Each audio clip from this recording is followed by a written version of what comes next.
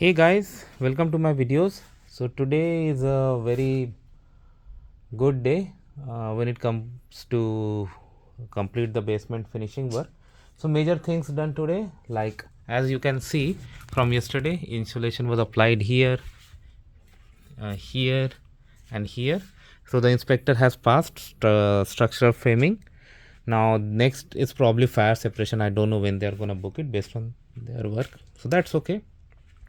That is another thing they passed is that today there was an inspection for electrical work also for this basement area. So they did it and they have put a sticker here, somewhere here, sticker that this is like safe. So this inspection has also been passed. It is good. Now it's still like the still sunlight is there, so maybe at evening we may see HVAC team coming up with their uh, more equipments to finish this inlet. Inlet is still inside, but they were saying that they today or tomorrow or whenever they have schedule, they will come and fix this stuff as well. So that's okay. They will do that. And yeah, apart from that, some electrical work was done upstairs too, that I cannot show because of privacy. But what they had done, like as per new city rules, every living room upstairs should have its own fire alarm. So that alarm was installed today, one in each room. So that work was done. Okay.